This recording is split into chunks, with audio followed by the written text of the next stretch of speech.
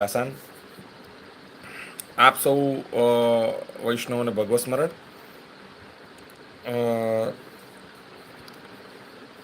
આપણે હિંડોળા વિષયક થોડુંક ચર્ચા કરી હતી અને આપણે મૂળભૂત રૂપથી સેવા ભાવનામાં ચાલી રહ્યા હતા.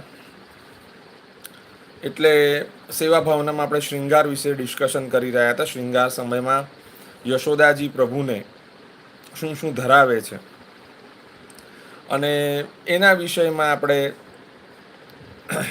ટીપારા કે પાગ કે ફેંટા કે દુમાલા, સહેરા બધાની વાત થઈ રહી હતી. મારો અવાજ આવી રહ્યો છે ને આપને? આજે ફોનમાં કંઈક ઇશ્યુ છે એટલા માટે મારે હેન્ડ્સ ફ્રી લેવી પડી છે. મારો અવાજ આવે છે?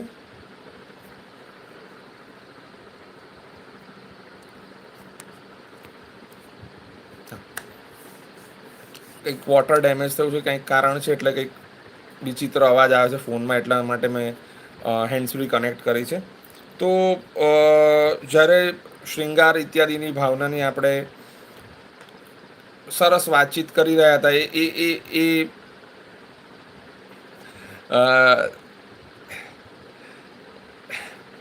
શ્રી ગોવર્ધનનાથજી, તો એની અંદર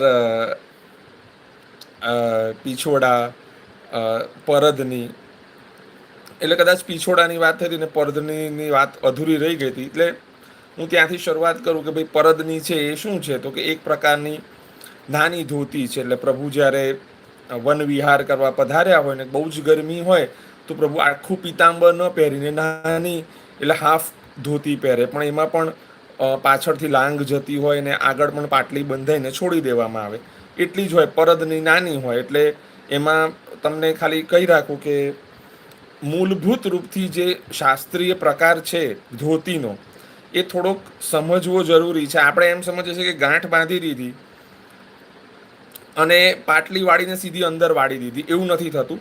એમાં સાડીની જેમ પહેલાં સીધી પાટલી વાળવાની ને પછી જે, એટલે એક પાછળના ભાગમાં તો પાટલી જતી રહી, પણ જે સાડીની જેમ પહેલાં સીધી પાટલી વાળવાની અને પછી જેનો છેડો હોય ને એની પાછી આડી પાટલી વાળીને પછી એ અંદર ખોસવાની, એ મૂળ શાસ્ત્રીય પ્રકાર છે. અને એવી જ રીતે તમે જોશો તો શ્રી મહાપ્રભુજીને પણ એ જ રીતે આવે છે.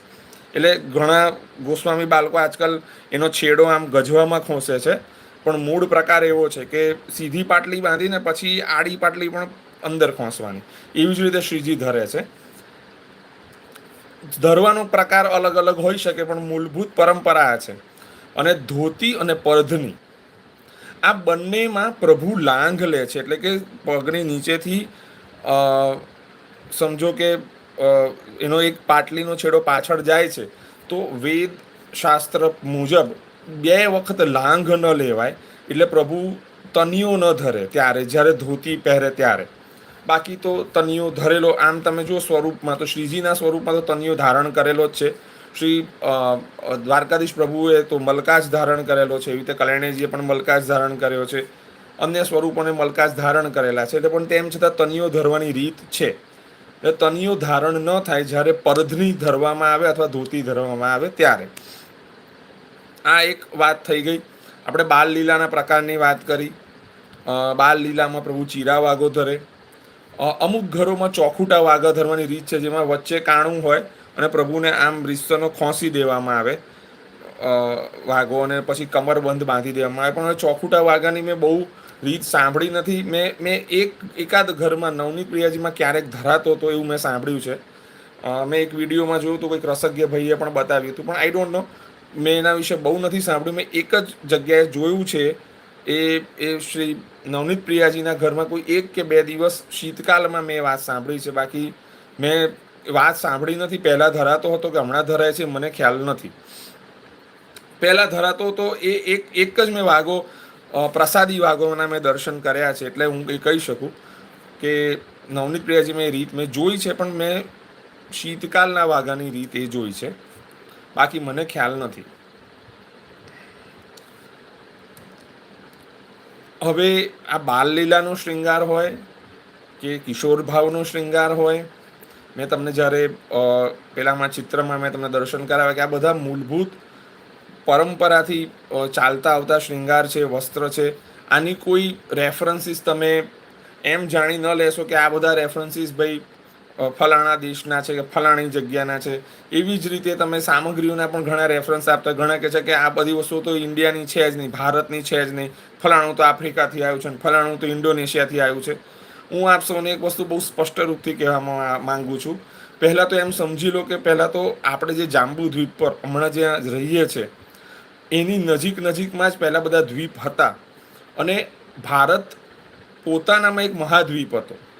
અને તમે જોવા જાઓ તો આમ તમે મહાભારતમાં પણ તમને એમનું રેફરન્સ મળશે કે કાંધાર, અત્યારે જેને કાંધાર કે છે, એ ગાંધાર રાજ્ય હતું, જ્યાંથી ગાંધારી આવ્યા અને એના પછી ગાંધાર નરેશ શકુની બન્યા ત્યાં. એટલે એ રહેતા હતા અહીંયા પોતાના બેનની સાથે, પણ મૂળભૂત રૂપથી એ હતી અફઘાનિસ્તાનની જગ્યા, કે એનાથી પણ દૂર સુધી છેક સુધી ભારત વર્ષ ફેલાયેલું હતું. એટલે આપણે ઘણીવાર એમ સમજતા હોઈએ છીએ, ઘણી વખત શ્રીનાથજી બાવાને સુરખાબ નામના પક્ષીનું પર ધરવામાં આવે તો એમ કહેવામાં આવે કે જો આ તો અકબર ધરતો હતો. પહેલી વસ્તુ કે અકબર સુરખાબ અફઘાનિસ્તાન કે મંગોલિયાથી નહોતો લાવ્યો, ભારતમાં જ એ પક્ષી હતું. એનું બહુ સુંદર પીછું હતું.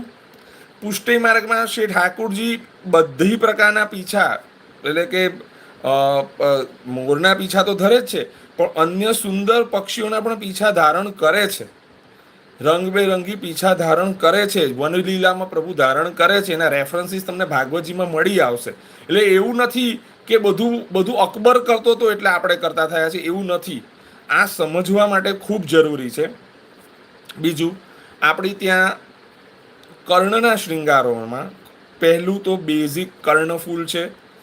કર્ણફૂલ પછી કુંડલનો શૃંગાર છે. જ્યારે કુંડલનો શૃંગાર પ્રભુ ધારણ કરે ત્યારે શ્રીમસ્તક પર પાગ ચંદ્રિકા ન ધરે.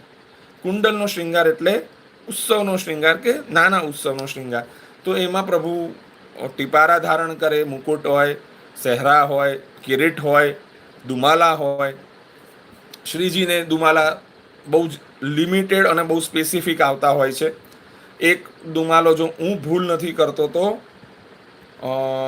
દશેરાને બીજે દિવસે કે કોઈ એક એવો દિવસ છે જે દિવસે દુમાલો પ્રભુ ધારણ કરે છે, બહુ સ્પેસિફિક પીલો દુમાલો ધારણ કરે છે. એટલે આ બહુ, જેટલા પણ તમે શૃંગાર જુઓ છે, શૃંગારની જે પરંપરા છે, જે રીત છે, એ ખૂબ સમજવા જેવી છે.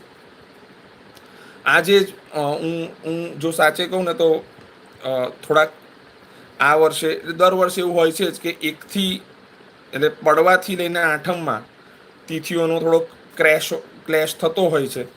અને મારે, એટલે સમજો કે અમુક શૃંગાર એવા છે જે કવર હમણાં જ થઈ શકે. જેમ કે શ્યામ, મેં ગઈકાલે જ તમને કીધું કે શ્યામ પીછોડો ધરવો છે તો એ આઠમ પહેલાં જ ધરાય, કેમ કે જન્માષ્ટમીની બધાય બેસી જાય પછી ન ધરાય. એવી જ રીતે શ્રીનાથજી બાવા જન્માષ્ટમીની બધાઈ બેઠા પહેલા સહેરો ધરે છે.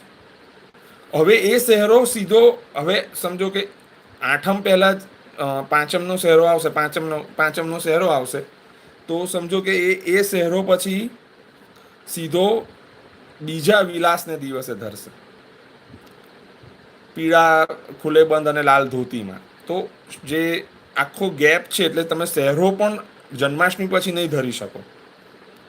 હું શ્રીનાથજી બાવાના ઘરની વાત કરું છું, અન્ય ઘરમાં જે રીત હોય. મારા પ્રમાણે શ્રી બાલકૃષ્ણ પ્રભુને અને શ્રી દ્વારકાધીશજીને બગીચા તેરસનો સહેરો આવે છે. બગીચા તેરસ આવશે એના દિવસે સહેરો આવશે. આ વખતે તેરસનો ક્ષય છે અને સીધી 14 છે, એટલે જરા બધા પોતપોતાની રીતે તમારી તિથિઓ પણ એરેન્જ કરજો. તો મને ગઈકાલે એક વૈષ્ણવે પૂછ્યું કે તમે આમ આટલી બધી વસ્તુને ડિસ્કશન કરો છો, તો સાલું આની શરૂઆત દોરો ક્યાંથી પકડો? મેં તો જુઓ, જે મને ખબર પડે છે કે છે ને, પહેલાં બેઝિક તમારી સામગ્રીનો પ્રકાર સ્થિર થવો જોઈએ. તમને ખબર હોવી જોઈએ કે ભાઈ ધીમે ધીમે, તમે દૂધઘર પર હોવ તો તમે કમસે કમ પ્રભુને દહીં ભાત ધરો કે ખીર ધરો નિત્યમાં. પછી ધીમે ધીમે ધીમે ધીમે, આમ તો જો મહાપ્રભુજીની સીધી આજ્ઞા તો અસમર્પિત વસ્તુ નામ તસ્માદ્વર જન્માચરે, અસમર્પિત કાંઈ જ ન લેવું જોઈએ. ઘરની પરિસ્થિતિ એવી ન હોય ને ક્લેશ થતા હોય અને તેમ છતાં ભગવત સેવા કરવી છે, તો સીધો હિસાબ છે કે તમે સમજો કે દૂધઘર ધરી અને અનસખડી ધરી, પછી તમે ધીમે ધીમે શરૂઆત કરી જ દો સખડીની, તો ભાઈ આપણને ડર લાગે કે ભાઈ અમે 3-4 દિવસ નહીં કરી શકીએ, તો પ્રભુ બધી વ્યવસ્થા કરશે. 4 દિવસ માટે 26 દિવસની સેવા છોડવી એ કંઈ લોજિક નથી. બીજું, શ્રૃંગારમાં શું કરવું, હું દરેકને એક વિનંતી કરું છું.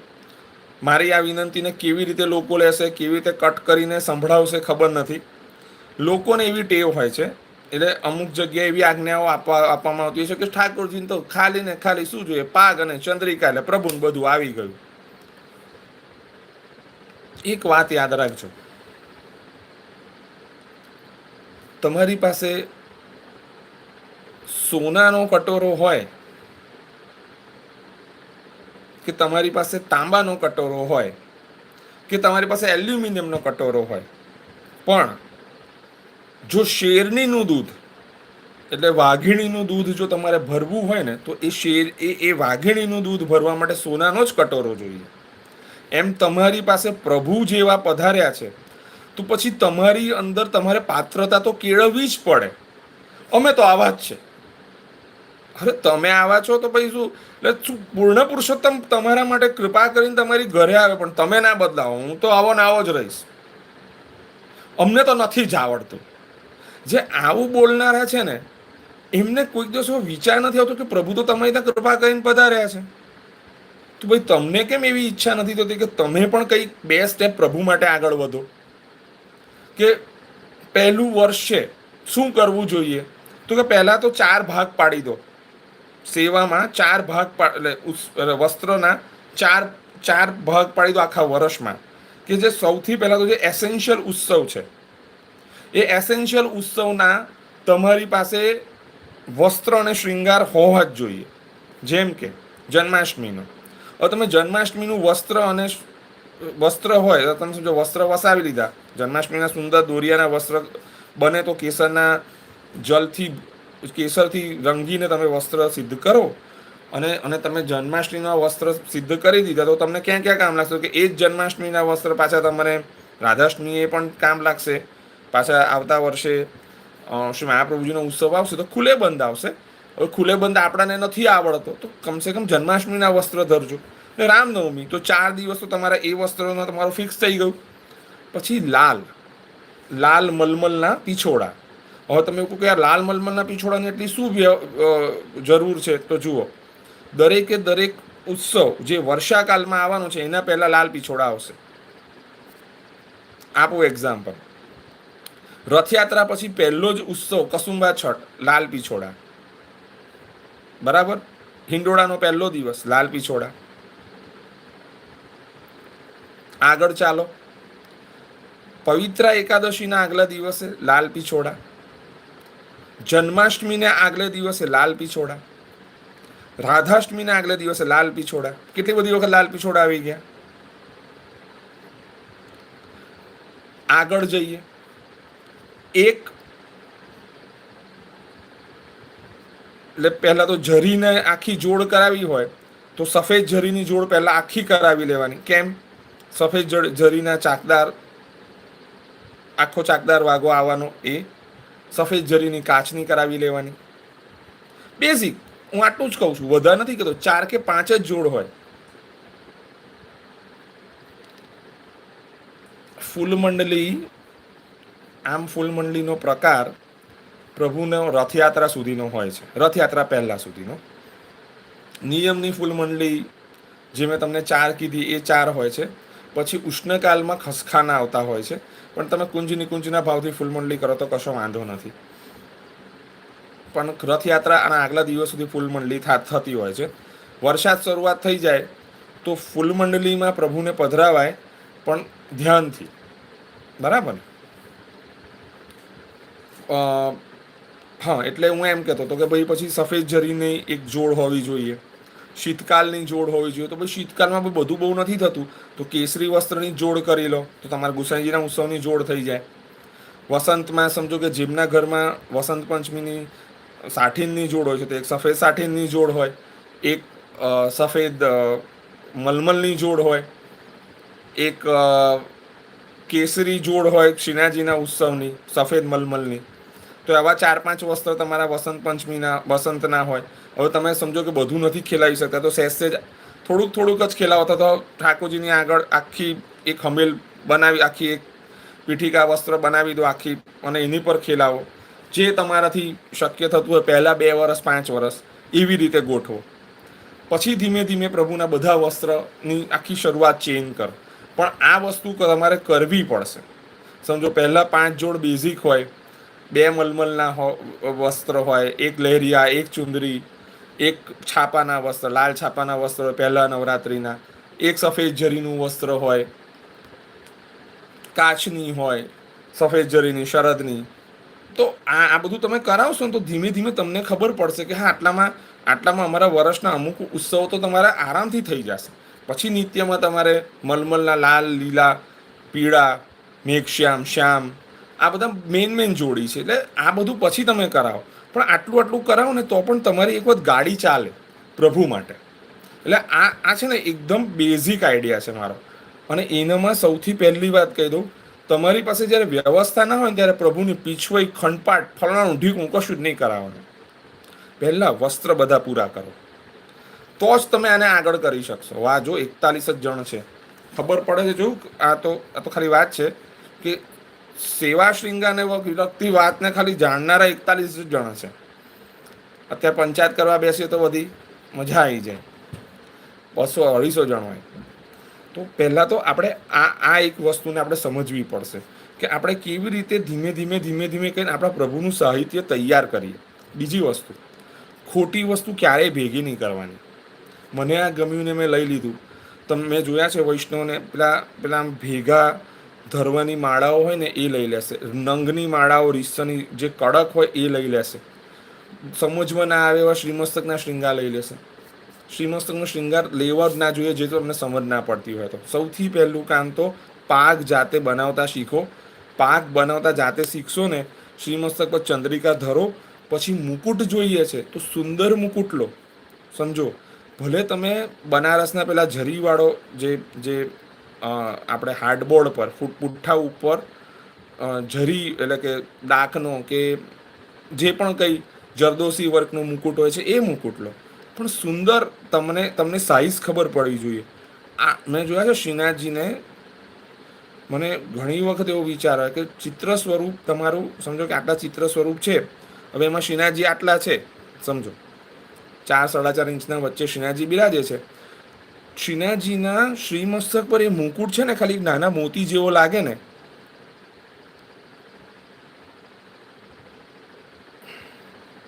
અનંગ વસ્ત્ર મને નથી ખબર. વસ્ત્ર ઋતુમાં અનંગ વસ્ત્ર એટલે શું મને નથી ખબર. અનંગ વસ્ત્ર એટલે શું? અનંગનો અર્થ ના, જેનું શરીર ના હોય એ થયું કહેવાય. એટલે મને ખબર નથી અનંગ એટલે શું. તો એક નાનો અમથો મુકુટ ચિપકાવે. મેં જોયા છે વૈષ્ણવ, અને મને ઘણીવાર દુઃખ થાય કે વૈષ્ણવ આમ નહીં કરો. સમજો, તમે શહેરો નાનો લાવો, બધું આટલું કેમ વસાવો છો?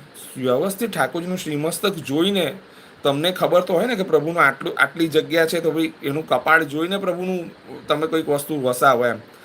એટલે એ આમાં મેઇન વસ્તુ શું છે? વૈષ્ણવ ઘણી વખત ખોટો ખર્ચો કરીને પછી એમ કે અરે હવે પૈસા નથી.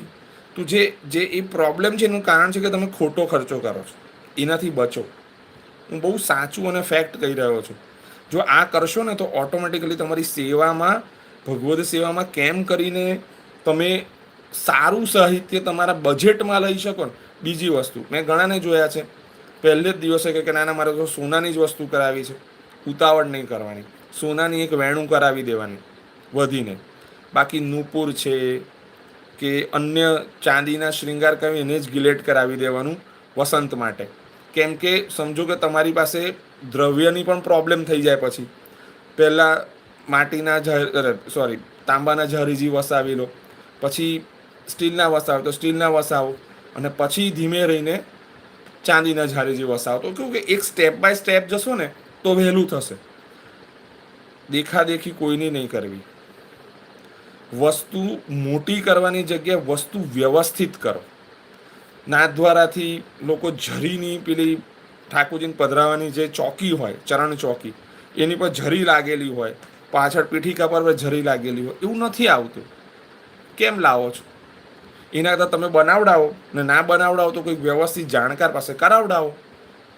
સમજો તો તમને કેવું કે મખમલની વ્યવસ્થિત ચોકી થયેલી હોય, લાલન બિરાજતા હોય તો થોડી ઊંચી હોય, શ્રીનાથજીની હોય તો ફ્લેટ હોય, બરાબર. તમે આગળ મોહરા પટ્ટી બાંધો, બસ એટલું જ હોય. આખી બાકી ફ્લેટ જ હોય, એની ઉપર પહેલે સફેદી જ આવે કાયમ. અને ઉત્સવ હોય તો સફેદી નીકળી જાય. રથયાત્રા ઇત્યાદિ હોય ને અડધી સફેદી આવે, તો ખાલી તકિયા ઉપર અડધી સફેદી બંધાતી હોય છે. બાકી તમને ક્રમ ના ખબર તો ધીમે ધીમે ક્રમ આવડશે. પણ પહેલે જ દિવસથી તમે એવી જીદ પર હશો કે હું મને જે આવડ્યું ને મને જે ગમ્યું એ મેં લઈ લીધું, તો ક્યારે અંગવસ્ત્ર મલમલનું હોય ને. અંગવસ્ત્ર એટલે ઠાકુરજીને સમજો ચિત્ર સ્વરૂપ હોય તો જળમાં મલમલનું વસ્ત્ર ભીનું કરી અને પ્રભુને જે આપણે પહોંચીએ એને અંગવસ્ત્ર કહેવાય. અને ઠાકુરજીને શ્રીઅંગ પર જે વસ્ત્ર ધરીએ છે એ ઋતુ અનુસાર અલગ અલગ હોય. હવે હું તમને એનો એક ચાર્ટ આપી દઉં. જન્માષ્ટમીથી શરૂઆત કરું. જન્માષ્ટમીને પહેલે દિવસે પ્રભુને આખો વાગો આવે. પ્રભુને ચોલી ભૂજા, બરાબર, કેસરી ચોલી, કેસરી ભૂજાઓ, લાલ સુથન અને ચાકદાર વાગો. આ પહેલે દિવસે જે જન્માષ્ટમીના દિવસનું વસ્ત્ર છે આ છે. પછી બીજે દિવસથી ફરી બીજે દિવસે એટલે જન્માષ્ટમીના મહોત્સવ તો એક જ ઉત્સવ છે. એના પછી દસમને દિવસે વળતો શ્રૃંગાર, એટલે એના એ જ શ્રૃંગાર આવે પણ ઓછો થઈ જાય, શ્રૃંગાર હલકો થઈ જાય અને વસ્ત્ર એના એ આવે. 11ના દિવસે લાલ પીછોડો, એઝ ઇટ ઇઝ મેં તમને કીધું. એટલે હવે છે ને વર્ષા ઋતુ જ્યારે ચાલતી હોય ને ત્યારે પ્રભુને શ્રીઅંગ પરના વાઘા આવતા નથી આખા. પ્રભુ નીચેનું જ પહેરીને ફરતા હોય છે. એટલે કે શું શું આવે? કોઈ પીછોડો આવે, કાચ આવે, મલકાચ આવે, સુથન પટકા આવે, કાચની પણ આવશે. દાનને એકાદશી દિવસે કાચની પણ આવશે. તો કાચની કેવી આવશે? તો કે પ્રભુ ઉપર ચોલી નહીં ધરે, ખાલી કાચની સુથન અને પટકા ધરશે. વામન દ્વાદશીને દિવસે કેસરી ધોતી ઉપરના આવશે. ધોતી હવે એક બીજી વસ્તુ, ઉપરના કે ગાતી પટકા હોય ને, જો ગાતીનો પટકો હોય ને તો આટલો જ આવે, એક રૂમાલ જેવું હોય, ગમછો જેને કહીએ, એને ગાતી પટકો કહેવાય. જે શ્રીનાથજીની ભાષામાં અમુક ઘરમાં ગાતી પટકા નીચે અહીંયા રૂમાલની જેમ બાંધેલા હોય છે, એ અલગ રીત હશે. હું શ્રીનાથજીને આટલો ગાતી પટકો આવે. ઉપરના આવે તો શ્રીનાથજીને કંધા સુધીના નીચે, એટલે આટલે સુધીના ઉપરના આવે, એને ઉપરનો કહેવાય. પછી શ્રીનાથજી અહીંથી આમ કહીને ધોતી પટકા ધરે, એટલે આમ આપણે કેવા, એટલે અમુક લોકો આમ રાજાની જેમ પટકો લહેરાયેલો હોય, એવી રીતે રાસ પટકા હોય તો શ્રીનાથજી શું કરે કે આ શ્રીહસ્ત, એટલે જમણા શ્રીહસ્તીથી જે પટકો નીકળે તે કંધે બંધાય અને પછી અહીંથી આમ પ્રભુના શ્રીહસ્તમાં પાછો આવે લટકીને, એ રાસ પટકા કહેવાય. તો આ બેઝિક આઈડિયા છે, બરાબર. એ તમારો હવે સમજો કે જેવી નવરાત્રિ શરૂઆત થાય, નવવિલાસની શરૂઆત થાય, પ્રભુને ગરમી એ નથી અને ઠંડી પણ થોડી થોડી શરૂઆત છે, તો પ્રભુને ઓવરકોટ જેવા વસ્ત્ર આવે જેને આપણે ખુલે બંધ કહીએ. એટલે પાછળથી પહેરીને આગળ બાંધી દેવાના, બંધ કરવાના બટન, એ ખુલે બંધ છે. એટલે પહેલે દિવસે લાલ ખુલે બંધ આવે. એટલે ખુલે બંધ એટલે ચાકદાર હોય, નીચે પણ બે ભાગનો હોય અને ઉપરથી ચોલી ઉપરથી બાંધવાની એમ. હા, ચિત્રજીના વસ્ત્ર માટે જ હું કહું છું. હા ને, મુકુટ હોય તો પાગ આવે એવું પૂછું છો કે મુકુટ હોય કે પાગ આવે એ ના ખબર પડે. એટલે જે કહો છો એ વ્યવસ્થિત સ્પેસિફિક લખજો, હું તમને કહીશ. તો સમજો કે આમ પાસાબંડીની જેમ ઉપર ચોલી બાંધી, નીચે બે ભાગમાં ચાકદારનો ભાગ હોય. પછી ઘેરદાર આવે. ઘેરદાર એટલે મેં તમને કહ્યું, એક બહેનો જે પેલી અનારકલી ડ્રેસ પહેરે છે ને એ ઘેરદાર જેવું હોય. હા, એક જ ઘેર હોય. અને જો એને બે ઘેર હોય તો એને કાચની કહેવાય. એ કાચની, એ રાસનો શ્રૃંગાર છે. તો ઘેરદાર આવે, ખુલે બંધ આવે. ઘણી વખત ખુલે બંધમાં નીચે સુથન ધરવાની જગ્યાએ અલગ અલગ વસ્તુઓ ઠાકોરજી ટ્રાય કરે. ધોતી ધરે, મલકાચ ધરે, આવું બધું ઠાકોરજી વિચિત્ર ફેશન પણ પ્રભુ કરતા હોય છે. એટલે બહાર ફેશન જોવા કરતાં પ્રભુની ફેશન જોવા બહુ આનંદ આવશે. પછી જેવી શરદ ઋતુની જે તમે એટલે શરદના 5 દિવસના શ્રૃંગાર હોય મુકુટના, એટલે પ્રભુ શ્યામ ચોલી, લાલ કે કેસરી સુથન અને જે કાચની ધરે ને તો કોઈક દિવસ સફેદ લાલ કાચની હોય, કોઈ દિવસ સોનેરી રૂપેરી કાચની હોય.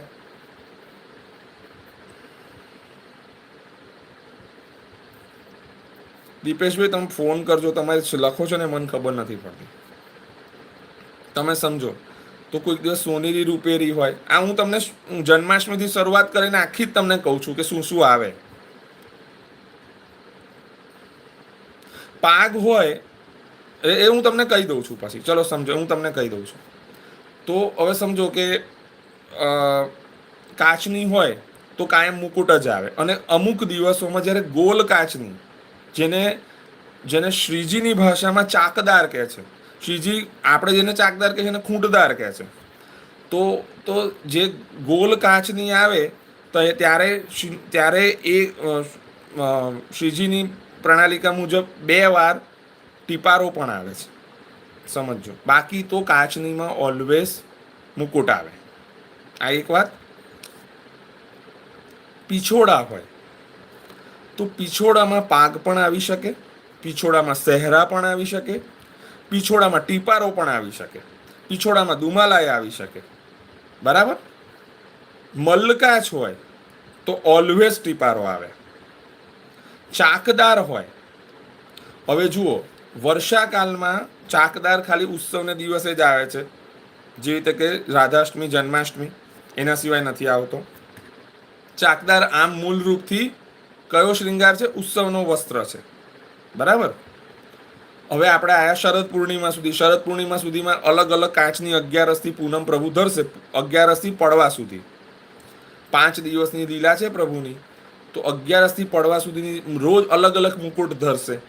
આ પ્રભુની રાસ પંચાધ્યાયની લીલા છે. હવે જ્યારે બીજથી ગોવર્ધન લીલાની શરૂઆત થશે ને એટલે ઝરીના વસ્ત્ર ચાલુ થઈ જશે અને ઠાકુરજી આખો વાગો ધરશે.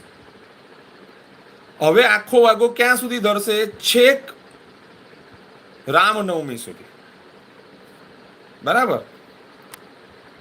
રામનવમી સુધી કે મહાપ્રભુજીના ઉત્સવ સુધી આખા વાગા ધરશે. આખા વાગા ધરવાનો અર્થ શું? કે ચોલી ભૂજા બધું પહેરેલું હોય, પેક હોય પ્રભુ. હવે જ્યારે સમજો કે આખા વાગાની શરૂઆત થઈ તો એમાં ચાકદાર ઘેરદાર બંને ધરે. બંનેમાં પાગ, ટીપારા. જો ટીપારા ધરે તો ક્યારે પણ ચાકદાર સિવાય બીજું કશું ના ધરે. શ્રીનાથજી ટીપારા ધરે, સહેરા ધરે. હવે હા છે એક ઇમ્પોર્ટન્ટ પોઈન્ટ. શરદનો મુકુટ, શરદની દૂસરી શરદનો મુકુટ છેલ્લો, એ મુકુટ ધરે એના પછી મુકુટ ગોપાષ્ટમીએ સીધો ધરશે, વચ્ચે કશે નહીં ધરે. તો હવે પ્રભુ જે ગોવર્ધન લીલામાં શ્રૃંગાર ધરે છે ને એ બધા શ્રૃંગાર બધું અનેરા શ્રૃંગાર ધરે છે. ગોવર્ધન લીલામાં પણ એક મુકુટ ધરશે પ્રભુ, કેસરી કાચની પણ. તો આ બધા જે શ્રૃંગાર આવશે ને ગોવર્ધન લીલામાં 4 શ્રૃંગાર મહત્વના આવશે. એક પીળા દુમાલાનો શ્રૃંગાર, મદન ગોપાલ ગોવર્ધન પૂજતમાં પીળા દુમાલાનો શ્રૃંગાર આવે છે. પછી રાતે પીરે ટીપારાનો શ્રૃંગાર આવશે. એવી રીતે પીળા દુમાલાનો શ્રૃંગાર પણ આવશે. એ બધા પદના આધારે શ્રૃંગાર છે. એટલે 4 શ્રૃંગાર પ્રભુ ગોવર્ધન લીલામાં સ્પેસિફિક ધરે. કયા ધરે? પીળા દુમાલાનો શ્રૃંગાર, ફિરોજી વસ્ત્ર ને પીળો દુમાલો. રાતે પીરે ટીપારે ધરે. રાતે પીરે ટીપારે એટલે કેવો રાતે પીરે ટીપારાનો અર્થ શું થાય? તો કે પ્રભુએ લાલ કે ગુલાબી વસ્ત્ર ધર્યા હોય, ગુલાબી જરીના. શ્રી મસ્તક પર પીળો ટીપારો હોય, ટીપારાની ટોપી પીળી હોય. એની ઉપર કતરાની જગ્યાએ 2 ગૌકર્ણ આવે ને વચ્ચે એક ચંદ્રિકા આવે. એને રાતે પીરે ટીપારે કહેવાય. જો આ જે તમને કહું છું ને એ પદના આધારે છે. હવે રાતે પીરે ટીપારેનો અર્થ આ લોકો શું કરે છે કે માણેકનો ટીપારો ધરે છે ને પીળું ઠાડું વસ્ત્ર ધરે છે, પણ મેઇન જે રીત છે એ રાતે પીરે ટીપારેની આ છે. હવે ત્રીજો શ્રૃંગાર છે મુકુટનો શ્રૃંગાર, ગોવર્ધન લીલાનો. એ પણ પદના આધારે છે, કીર્તનના આધારે એ શ્રૃંગાર થાય છે. અને ચોથો શ્રૃંગાર છે એ શ્રૃંગાર છે મોર ચંદ્રિકાનો. એ પણ સ્પેસિફિક શ્રૃંગાર છે કે કેવી રીતે મોર ચંદ્રિકા પર કયા રંગની પાગ અને કયા રંગના વસ્ત્ર હોય. એ બહુ જ સુંદર આખો ભાવનાથી આ ગોવર્ધન લીલા 15 દિવસની છે. જ્યારે પ્રભુ ગોવર્ધન લીલામાં ગોવર્ધન લીલા એટલે શું, સરસ લીલા શું, એ પહેલો પ્રશ્ન છે. તો કે સરસ લીલામાં ઠાકુરજી ક્વેશ્ચન કરે છે નંદ બાબાને કે પપ્પા ઘરમાં શું ચાલે છે. ના, સોરી, બોલવામાં ભૂલ થઈ. પહેલા પોતાના માતા પાસે પ્રભુ પધાર્યા, યશોદાજી પાસે, કે આ ઘરમાં શું ચાલી રહ્યું છે. એટલે મેં અહીંયા કીધું, તો કીધું મારે ખાવું જ, અહીંયા નહીં આવવાનું, અહીંયા જે બને છે એ કોઈને અત્યારે કશું ના મળે, ચલો બહાર જાઓ. એટલે પ્રભુ તો રોવા જેવા થઈ ગયા કે આ શું થયું એમ. એટલે રોહિણીજી દૂધનો ગ્લાસ લઈ અને લાલન પાસે જાય છે. બેટા એવું નહીં કરવાનું, આ તો જે માટે સામગ્રી બને છે, જેવું આપણી ઘરે થતું હોય છે ને સેમ ત્યાં થતું હોય છે એમ. જુઓ તમે, આ તો જે માટે બને છે બેટા, એમાં નહીં જોવાનું, એટલે દૂધ પી લે. એટલે સુંદર કેસરવાળું દૂધ પ્રભુ પી લે ને એટલે થોડીક ભૂખ શાંત થઈ ગઈ. હજુ પ્રભુને એન્ઝાયટી તો છે જ કે આ બધું થઈ શું રહ્યું છે મને પૂછ્યા વગર. એટલે પહોંચ્યા. ગોદ બેઠે ગોપાલ કહત નંદ લાલ સો, કહત નંદ રાય સો, કે પપ્પા આ બધું ચાલી શું રહ્યું છે. આ જે કહા સંભ્રમ હે તુમ્હારે ઘર તાત, આ તમારે ત્યારે ઘર કહા સંભ્રમ હે. આ બધું ભાગા દોડી થઈ રહી છે, આટલી મોટી મોટી તવાઈઓ આવી રહી છે ને એની ઉપર સરસ મજાની સામગ્રી થઈ રહી છે ને અમને કશું મળી નથી રહ્યું, તો આ થઈ શું રહ્યું છે. તો કહ્યું કે ઇન્દ્રયાગ થઈ રહ્યો છે. ઓ, ઇન્દ્રયાગ એટલે શું? તો કે આપણે દર 7 વર્ષે ઇન્દ્રયાગ કરી અને ઇન્દ્રને પ્રસન્ન કરીએ છીએ, એને ભોગ ધરીએ છીએ અને એ વર્ષા કરે છે. તો કે એમ? તો કે હા, કે બરાબર. તો કે ઇન્દ્ર ક્યાં રહે છે? તો સ્વર્ગમાં, સ્વર્ગનો રાજા છે. તો કે નીચે આવીને ખાશે? તો કે ના, આ બધી યજ્ઞમાં આહુતિ આપીશું એટલે ત્યાં સુધી એને પહોંચશે એમ. તો કે એના કરતા તો કે સૌથી મોટા બાપ તો કે આપણી ત્યાં જ છે. કોણ? તો કે જેનાથી આપણું બધું જ ચાલે છે એવા કોણ? તો કેદારજી, કે ત્યાં જ અમે અમારી ગાયો ઘાસ ચરે છે. એટલે આ બધી 15 દિવસની લીલા છે. આ બધી પ્રભુ નંદ બાબાને કન્વિન્સ કરે છે, પછી નંદ બાબાને સમજાવે છે કે આવી વ્યવસ્થા કરો, ગોવર્ધન પૂજામાં આવું થશે, આપણે બધા લઈને જઈશું, તો અહીંયા પરિક્રમા કરીશું. એટલે અહીંથી બધું લઈને જવાની સામગ્રી, સમજો દૂધઘર અનસખડી અહીંયા બનવાનું છે.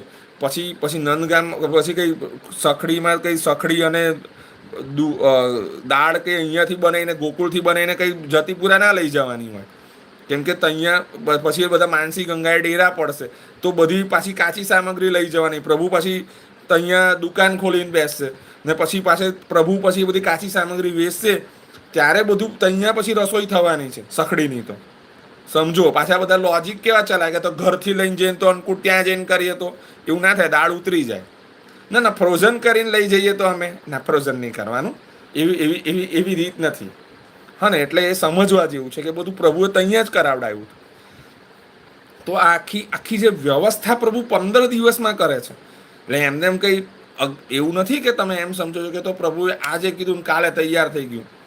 પછી પાછા ઘણાને આવું કહીએ ને તો જલ્દી સમજ નથી પડતી. એટલે ગોવર્ધન લીલામાં આ કીર્તનો આવે છે.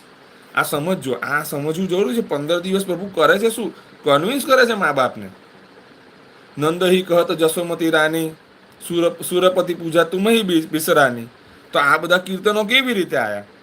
તો આ બધું સાંભળશો, સરસ લીલાને સમજશો. સરસ લીલાને તમે ગાશો ને તો એની અંદર બધી સામગ્રીના નામ આવે છે. એક એક્ઝામ્પલ આપું, પોઈ પત્તા, અરવી પત્તા, એવું આવશે. ગોદ બેઠે ગોપાલ કહત નંદલાલ સો. મને ખબર નહીં અહીંયા કેટલા લોકોને કીર્તનના જાણકાર કોઈ આયા છે, નથી આયા આજે મને નથી ખબર. તો ગોદ બેઠે ગોપાલ કહત નંદલાલ શું સાંભળશો ને તો એમાં આવશે પોઈ પત્તા, અરવી પત્તા, ઇનકે પત્રોડા ઘણે. પત્રોડા એટલે ખબર છે? પત્તરવેલીના ભજીયા જેને આપણે કહીએ. તો એ પોઈ પત્તા ને અરવી પત્તા. હવે અળવી પત્તાના તો આપણે બનાવીએ છીએ, ગુજરાતમાં બનતા હોય છે, પણ પોઈ પત્તા એટલે તમે ગામમાં જશો ને તો પોઈની પણ ભાજી આવે, એટલે આટલા પત્તા આવે, જેવા નાગરવેલ ના આવે ને એવા. એટલે એની પર ચણાનો લોટ કરી અને પછી એના પણ ભજીયા થાય.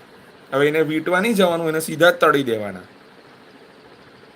એટલે આ તમે સાંભળશો ને, ઠાકુરજી ખજૂલા આરોગ્યા. બોલો, ગુજરાતી ખજૂલા. હવે ખજૂલા જોયા છે?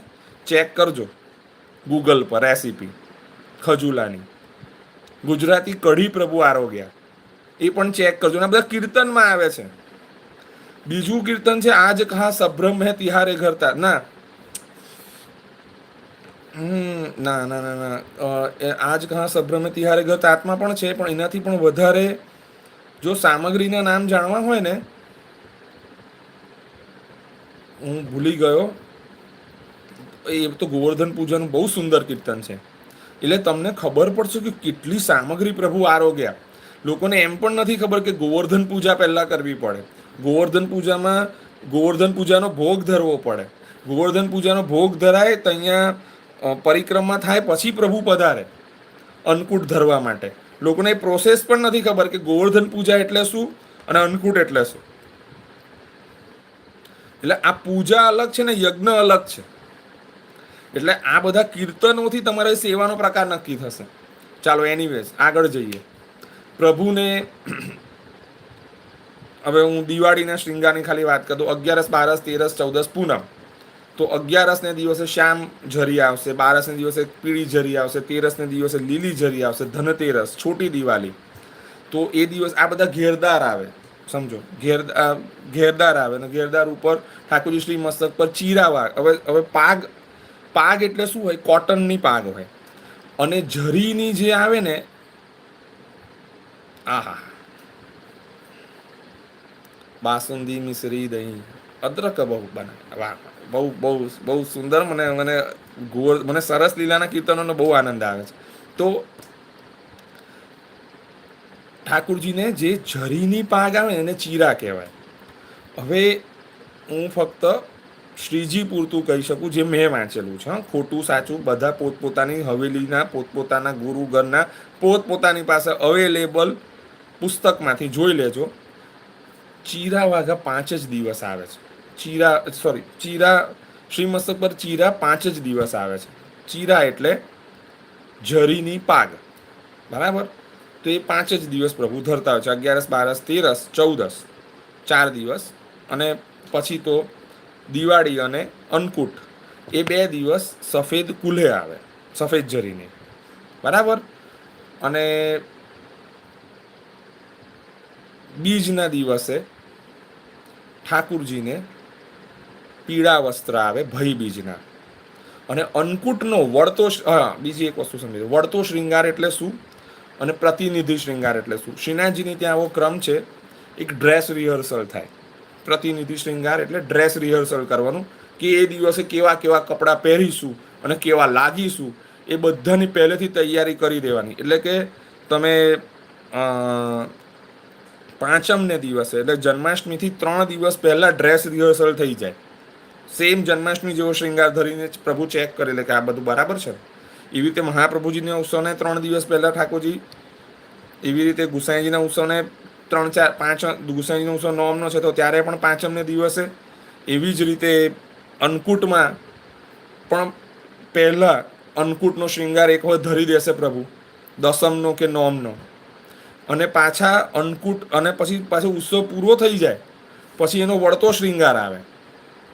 તો વળતો શ્રૃંગાર કે ઉતરતો શ્રૃંગાર કે દૂસરો શ્રૃંગાર, એટલે હજુ પ્રભુનો મૂડ હજુ એવો ને એવો છે, અંદર ને અંદર રહ્યો છે, તો એ મૂડ પૂરો પણ થવો જોઈએ ને.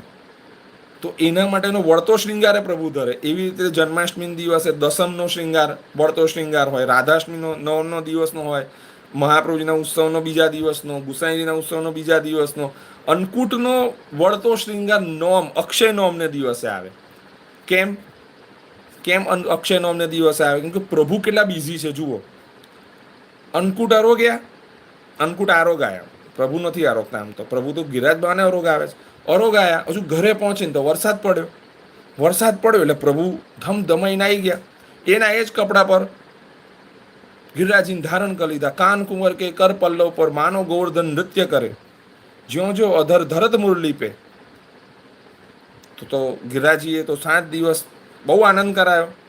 પ્રભુને 8મને દિવસે પોતાની પહેલી ગૌચારણની એનિવર્સરી છે, એટલે પ્રભુએ સુંદર લાલ ઝરીના વસ્ત્ર ધારણ કર્યા છે, મેઘશ્યામ ચોલી ધારણ કરી છે, મુકુટ ધારણ કર્યો, ગૌકર્ણ ધર્યા, અને ગાયોની સાથે પ્રભુ તો એન્જોય કરવા માટે પધાર્યા. 9મને દિવસે બધાએ કીધું કે પ્રભુ કેવું તો કે યાર હજુ અન્નકૂટનો વળતો શૃંગાર બાકી છે, એટલે નોમનો અક્ષય નોમનો અન્નકૂટનો શૃંગાર ધરે. દસમને દિવસે પ્રબોધનીનો આગલો દિવસ છે, એટલે પછી લાલ વસ્ત્ર ધરે અને પાછી 5 દિવસની બેહલીલા આવી જાય. તો હવે આ બધા જરી જરી જરી ચાલશે અને પૂનમ જ્યાં સુધી નહીં આવે ને ત્યાં સુધી પ્રભુ જરીના વસ્ત્ર ધરશે, કારતક શુક્લ પૂનમ સુધી. અને પછી પડવેથી કે બીજથી સાઠીનના વસ્ત્રની શરૂઆત થશે. હવે હવે આની અંદર તમને સમજાવી દઉં કે જ્યારે જરીના વસ્ત્ર હોય ને ત્યારે પ્રભુ ચીરા પાગ ધરે ત્યારે મેક્સિમમ પ્રભુ ઘેરદાર જ ધરતા હોય. પણ અમુક મોટા ઉત્સવમાં પ્રભુ નાના ઉત્સવમાં પ્રભુ ચાકદાર વાગો ધરે, શ્રીમસ્તક પર પાગ ધરે અને પ્રભુ 2 કર્ણફૂલ ધરવાની જગ્યાએ 4 કર્ણફૂલ ધરે, એટલે નાનો ઉત્સવ એમાં આવી જાય. હવે આ બધું છે ને તમે પ્રણાલિકામાં જોશો ને તો વધારે ખ્યાલ આવશે. હું છે ને તમને બધા 7 ઘરની મારી પાસે જે અવેલેબલ પ્રણાલિકા છે ને એ હું તમને ગૂગલ ડ્રાઈવ પર 15 ઓગસ્ટ પહેલાં મૂકી દઈશ અને તમને લિંક આપી દઈશ, તમે એ જોઈ શકો છો. હવે પ્રભુના એક્સેપ્શનલ શૃંગાર પણ આમાં તમને કહી દઉં. એક દિવસ એવો છે બારસનો, કારતક સુદ બારસનો, જ્યારે શ્રીનાથજી બાવા ઘેરદાર ઉપર શેરો ધરશે. કેમ કે જ્યારે શ્રી મથુરાધીશ પ્રભુ ઘેરદાર ઉપર ગુલાબી જરીના ઘેરદાર પર શેરો ધરે છે અને ગિરધરજી અત્યંત ભાવયુક્ત થઈ જાય છે, ત્યારે મથુરાધીશ જંભા બગાસું ખાય છે અને ગિરધરજી એમાં સમાઈ જાય છે. એટલે ગિરધરજીના ઘરમાં ક્યારેય ઘેરદાર વાગો અને શેરો ધરાતો નથી. એટલે ગિરધરજીના ઘરના કોઈક બાળક શ્રીનાથજી બાવા પાસે પધાર્યા ત્યારે શ્રીનાથજી બાવાએ એમનો મનોરથ પૂર્ણ કરવા માટે ઘેરદાર વાગો અને શહેરો જે મથુરાધીશ નથી ધરતા એ એમને ધારણ કર્યો. આ એક એક્સેપ્શનલ શૃંગાર છે. એવો જ જ્યારે તમે શીતકાલમાં વચ્ચે એક એવો દિવસ આવશે કે ઘેરદાર વાગો અને શ્રી મસ્તક પર ટીપારાની ટોપી ધરશે પ્રભુ. ટીપારો હંમેશા ચાકદાર સાથે આવે શીતકાલમાં, પણ એક એવો દિવસ આવશે જ્યારે ટીપારાની ટોપી પર ધરશે. લરકાઈ મેં જોબન કી છબ એવું કીર્તન છે. લરકાઈ એટલે બાળપણ, બાળક, ને જોબન એટલે જુવાની. પ્રભુ પલનામાં ઝૂલી રહ્યા છે, બિલકુલ નાના બાળક છે, પણ શ્રી મસ્તક પર ટીપારો ધરી અને ચંદ્રાવલીજીને ઈશારો કરે છે કે આજે આપણે અહીંયા મળીશું. તો પ્રભુમાં લરકાઈ મેં જોબન કી છબ દેખો સુંદર લોચન ભરભર આવું કીર્તન છે. જે લોકોને ઇન્ટરેસ્ટ હોય એ લોકોએ કીર્તન જોજો. બરાબર. હવે પુષ્ટિ માર્ગની પ્રણાલી અનુસાર શીતકાલમાં જ્યારે પ્રભુ ગદલ ઇત્યાદિ ધરે ત્યારે શૃંગાર હલકો ધરશે. કેમ કે જુઓ પ્રભુને પાછું કેવું આવતું હોય છે.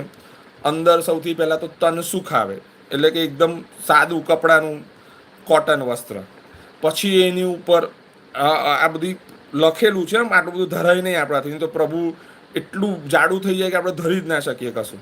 તો સમજો તનસુખ ધરે, પછી આત્મસુખ ધરે જેમાં રૂ હોય, એની ઉપર વસ્ત્ર ધરે, એની ઉપર કવઈ ધરે, એની ઉપર ફરગુલ ધરે, એની ઉપર ગદલ ધરે. હવે આવડું બધું ધરાય આપણાથી?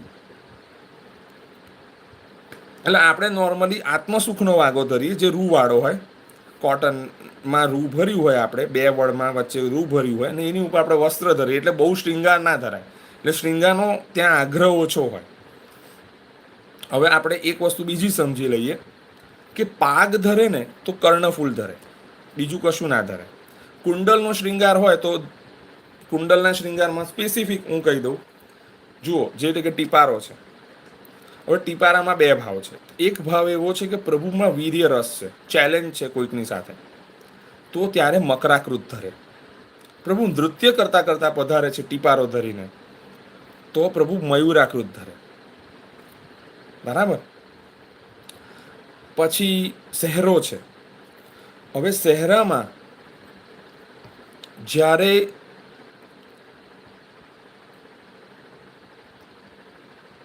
એટલે હું ખાલી ઉષ્ણકાળમાં 4 શહેરા, શીતકાળમાં 4 શહેરા, એવી રીતે પ્રભુના શહેરાના પણ દિવસો નક્કી હોય છે.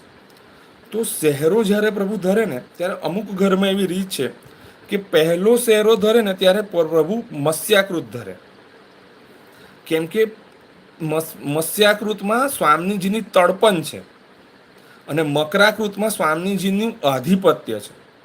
એટલે પહેલો શેરો હંમેશા મત્સ્યાકૃત કુંડલનો ધરે. બરાબર. મારી પર્સનલ ભાવના એવી હોય છે હંમેશા કે હું કાયમ મત્સ્યાકૃત જ ધરું છું શહેરા સાથે, કેમ કે શહેરામાં પ્રભુ વરણ કરનાર છે અને મીન જેવો સ્વભાવ હોવો જોઈએ કે પ્રભુના સિવાય બીજે કશે આપણે જઈ ન શકીએ. જલબીન મછલી તડપતી હોય એમ પ્રભુનું સાનિધ્ય પ્રાપ્ત થાય અને પ્રભુ વરણ કરી લે, એ ભાવથી હું શહેરા સાથે હું મત્સ્યાકૃત ધરું છું. મકરાકૃત કુંડલ કુલ્હે જોડ ધરતા હોય અથવા કામકી જોડ આવે. જો હવે કુલ્હે જોડ અને કામકી જોડ એટલે સમજાવી દો. જો કુલ્હે એટલે શું હોય તો મેં તમને તે દિવસે પણ કીધું હતું કે પ્રભુને અહીંયા આટલી કેશાવલી છે, પ્રભુનો અહીંયા જુડો છે, અંબોળો છે, યશોદાજી એની ઉપર એક સુંદર કપડું બાંધે, એની ઉપર પાગની મેંડ બાંધે અને 2 ફૂલ ખોસે કે 2 મણી ખોસે તો એ તમારી કુલ્હે થઈ ગઈ. હવે એની ઉપર 5 ચંદ્રિકા એટલે 5 મોરની મોર પીછને ભેગા કરી અને ચંદ્રિકા બાંધે તો એ મોર ચંદ્રિકાનો જોડ કહેવાય. અને ઘણીવાર જડાઉ જોડ બાંધે. જડાઉ એટલે આમ રાઉન્ડ શેપનો ઘેરો જેને કહેવાય, એ લગાડે કુલ્હે પર તો એને કામકી જોડ કહેવાય. સમજ્યા? તો એ કામકી જોડ ધરે કે કુલ્હે જોડ ધરે તો પ્રભુ મકરાકૃત કુંડલ ધારણ કરશે. મકરાકૃત કુંડલ કેમ ધારણ કરશે? એક તો ઉત્સવનો ભાવના છે, એટલે મકરાકૃત કુંડલ અંદરની વિશેષ ભાવના એવી છે કે મકર જેને એક વખત પકડી લે ને તો મગર કોઈને છોડતો નથી. એમ પ્રભુના ઉત્સવનો રસ જેને પ્રાપ્ત થાય ને, પ્રભુના ઉત્સવમાં જે બંધાઈ જાય, જેને ઉત્સવનો રસ પ્રાપ્ત થઈ જાય ને, પછી એ રસમાંથી બહાર નથી આવી શકતો, એ રસને છોડી નથી શકતો. એ ભાવનાથી મકરાકૃત કુંડલ પ્રભુને ધારણ કરાવવામાં આવે.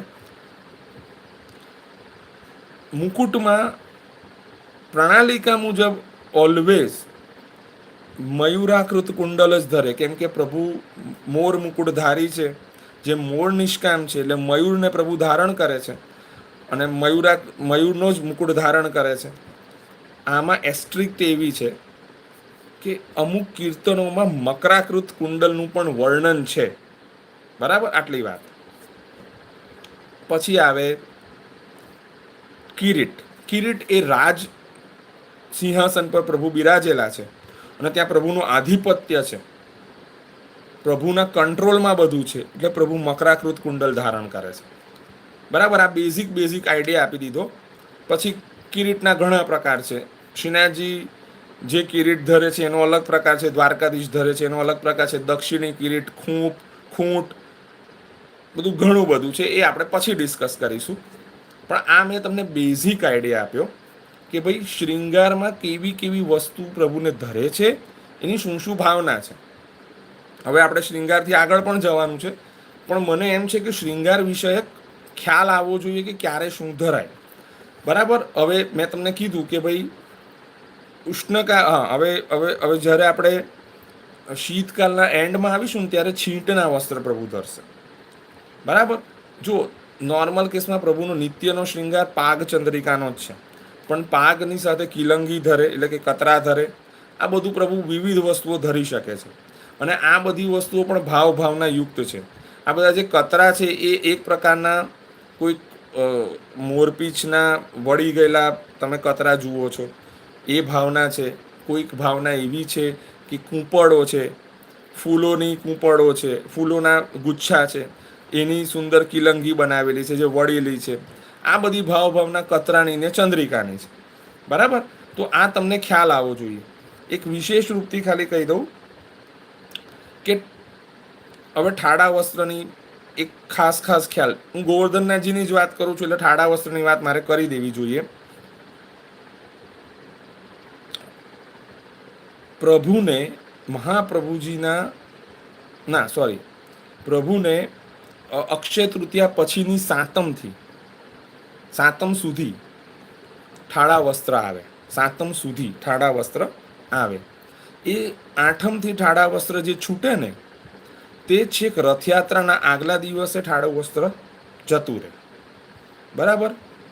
પછી રથયાત્રાના દિવસે ઠાડું વસ્ત્ર આવે, રથયાત્રાને બીજે દિવસે ઠાડું વસ્ત્ર નથી આવતું, ત્રીજને નથી આવતું, ચોથે નથી આવતું, પાંચમે ટીપારો ધરે તો પાંચમે ઠાડું વસ્ત્ર આવે. કેમ કે ટીપારાનો શૃંગાર શ્રીનાથજી નરસિંહ ચતુર્દશી પહેલાં ધરે ટીપારો, તે ટીપારો ફરી વખત રથયાત્રા પછી ધરે છે. એટલે ટીપારાના શૃંગારમાં પાછું ઠાડું વસ્ત્ર આવે. કસુંબા છઠને દિવસે ઠાડું વસ્ત્ર આવે. પછી 2 દિવસ વિશેષ છે જ્યારે ઠાડું વસ્ત્ર નથી આવતું, છેલ્લી પરદની, છેલ્લો આડબંધ, અને ત્યારથી જે ઠાડા વસ્ત્રની શરૂઆત થાય તે છેક ફરી વખત આખું વર્ષ પ્રભુને ઠાડું વસ્ત્ર આવે આવે ને આવે. એટલે ઉષ્ણકાલના આજે તમારા જે 40-50 દિવસ છે એમાં જ ઠાડા વસ્ત્ર નથી આવતા, બાકી ઠાડા વસ્ત્ર અવશ્ય શ્રીનાથજીને આવે. ઠાડું વસ્ત્ર ક્યારેય પણ એક રંગનું ન હોય ઘટા સિવાય, કે ઠાકોરજીએ વસ્ત્ર જે ધર્યા હોય એ જ રંગનું ઠાડું વસ્ત્ર ક્યારેય ના હોય. ક્યારે હોય? જ્યારે શરદનો દિવસ હોય ત્યારે સફેદ ઠાડા વસ્ત્ર, મુકુટનો શૃંગાર હોય ત્યારે ઓલવેઝ સફેદ ઠાડા વસ્ત્ર આવે, એક વાત. બીજી વાત, ઘટાનો શૃંગાર હોય એટલે કે લાલ ઘટા છે તો ઠાડું વસ્ત્ર લાલ હોય, વસ્ત્ર લાલ હોય. હરિઘટા છે તો સેમ વસ્તુ. પણ બાકીના ઘટા સિવાય, એટલે 12 ઘટાઓ સિવાય, 11 ઘટાઓ સિવાય અને શરદ સિવાય ક્યારેય વસ્ત્ર અને ઠાડા વસ્ત્રનો રંગ એક સરખો ના હોય. એટલે જે ડોબા મુવાઓ ને 10 વાર સમજાયા પછી પણ અમારે તો આવું જ ચાલે છે અને અમને તો આવી જ આજ્ઞા છે એવું કહેનારાઓને મારી વિનંતી છે કે તમને જેમની પણ આજ્ઞા છે ને એમને ખોટી આજ્ઞા તમને કરેલી છે. બરાબર. મને જે ખબર છે અને મારી પાસે અવેલેબલ સાહિત્ય છે એના પરથી મેં તમને આ વસ્તુઓ જણાવી. બને એવું કે ક્યાંક તમારા ગુરુઘરની પ્રણાલિકા અલગ અલગ હોઈ શકે, પણ ઠાડા વસ્ત્ર વિશે કે બીજી જે જનરલ વાત કરી એ બધી સરખી જ હોય, એટલે એમાં એટલો બધો ફેર ના. આવતીકાલે મારો પ્રયત્ન એવો છે કે શૃંગારમાંથી આપણે, શૃંગારની ભાવના થઈ ગઈ, યશોદાજીએ શૃંગાર કરાવી દીધા, તો આગળ જઈએ. કોઈ વાઘા પટુકા ધરે, આ તો થઈ ગયું. હવે આગળ ગોપી વલ્લભ ભોગ તરફ જઈએ, ગ્વાલ ભોગ તરફ જઈએ, તો આપણને નિત્ય સેવા ભાવના ખબર પડે કે આપણે નિત્યમાં શું કરીએ છીએ. સમજો, આપણે ડફોડ જેવા રોજ, હું તો પોતાની જાતને પણ ડફોડ કહું છું કે બસ એ શૃંગાર મંગળા કરાય, શૃંગાર કરાય, રાજભોગ ધરે ને એ અનવસર થયા, હિંડોળામાં ઝુલાય, સ્વયન કરાય, પોળાઈ દીધા. પણ આખી ભાવના તો ખબર હોય ને એમ કે પ્રભુ આજે જાગ્યા, પ્રભુએ આજે કીર્તન વાગતા હોય સાથે સાથે, તો આપણને ખબર પડે કે આજે શું ભાવના છે એમ. જુઓ, જે દિવસમાં પ્રભુની જગાવાના કીર્તનો તમે સાંભળતા જાઓ ને તમને સમજ પડતી જાય કે પ્રભુની જગાવાની લીલા, પ્રભુ રાત્રે ક્યાં ગયા હશે, ક્યાંથી પધાર્યા હશે, એ બધાની ભાવના અલગ છે. તો તમે જેમ જેમ સાંભળશો તો ખબર પડશે. હવે સમજો કે અત્યારે ખંડિતા નહીં આવે, પણ તેમ છતાં શયનના પદોમાં નિર્લજ હોય સો ઝૂલે, તો સંગ નિર્લજ હોય સો ઝૂલે. અમુક ગોપીજનો અમુક હજુ પણ એવા છે કે જે આકરા થઈને પ્રભુને કહે છે કે તમારી હાથે તો કોઈ બેશરમ હોય ને તે ઝૂલે. આવું જુઓ. બાકી છે ને ખંડિતાના પદો ખાસ કરીને શીતકાલમાં અને ઉષ્ણકાલના અમુક ભાગમાં પણ ખંડિતાના પદો આવે છે. ખંડિતા એટલે એવી ગોપી કે પ્રભુએ જેને વાયદો કર્યો હતો કે હું તારી ઘરે ચોક્કસ રાત્રે પધારીશ, પણ પ્રભુ પધાર્યા નથી. એવા ગોપીજનો જે કીર્તન ગાય છે કે સાંજ કે સાચે બોલ તિહારે, રજની અનત જગે નંદનંદન, આ એ નિપટ સવારે. અને તમને એક વસ્તુ આમાં કહી દઉં, આ કીર્તનોને જોઈ અને અન્યથા ભાવ નહીં લાવવા. આ ધ્યાનમાં રાખજો. પ્રભુ નિષ્કામ છે ને ગોપીજનો પણ નિષ્કામ છે. પ્રભુ માટે અન્યથા ભાવ નહીં લાવવા, પ્રભુ માટે ખોટા વિચાર નહીં કરવા. આ જવાબદારી બધા જ વૈષ્ણવની છે, મહાપ્રભુજીના માર્ગે ચાલનારા બધાની છે. આ ધ્યાન રાખજો. હું આ કીર્તનની વાત કરી છે એનો અર્થ તમે ઊંધી રીતે નહીં લેતા. આપ સૌને ભગવત સ્મરણ. ત્વંજય સતતમ શ્રી ગોવર્ધનધર પાલ નિજદાસાન. ભગવદ સેવામાં અત્યંત ભાવયુક્ત, નિષ્કામ ભાવયુક્ત, પોતાના પ્રભુના સુખ માટે સેવામાં પહોંચશો ને બહુ જ આનંદ આવશે. સેવામાં જે આનંદ આવે છે ને એવો બીજે કશે નથી. બરાબર. અને સૌથી મહત્વની વસ્તુ, તમને જે પ્રશ્નો ઉદ્ભવે છે ને એટલે ઉદ્ભવે છે કે તમે તમારા ઠાકોરજી સાથે કમ્યુનિકેટ નથી કરતા, તમે તમારી ઘરે બિરાજતા મહાપ્રભુજી સાથે કમ્યુનિકેટ નથી કરતા. બાકી તમારા ઘરે બિરાજતા શ્રી મહાપ્રભુજી તમને જે પણ જવાબ જોઈતો હશે ને એને તત્ક્ષણ જવાબ આપશે. આ મારો વિશ્વાસ પોતાનો ફક્ત અનુભવ છે એવું નથી, શ્રી મહાપ્રભુજી આવો વાયદો આપણાને ગુસાઈજી દ્વારા કરી જ દીધો છે. એટલે તમે ચિંતા જરાય એવી ન કરો કે મહાપ્રભુજી આજ્ઞા છે જ કે કોઈ પણ પ્રકારની ચિંતા કરવાની જરૂર નથી, સેવામાં ઉદ્વેગ રાખવાની જરૂર નથી. જેવો તમને કોઈ પણ પ્રશ્ન ઉદ્ભવશે સાક્ષાત શ્રી મહાપ્રભુજી પ્રકટ થઈને તમને એમનો ઉત્તર આપશે જ, તમારી જ ઘરે આપશે. કોઈ બેઠક કોઈ XYZ જગ્યાએ મહાપ્રભુજીને ગોતવા કરતાં પોતાના ઘરે બિરાજતા શ્રી મહાપ્રભુજીને તમે જારી ધરાવો, તમે ચરણસ્પર્શ કરો, એનો આનંદ લો. કેમ કે આપણી ઘરે 85મી બેઠક છે જે કોઈને ખબર નથી. આપ સૌને ભગવત સ્મરણ.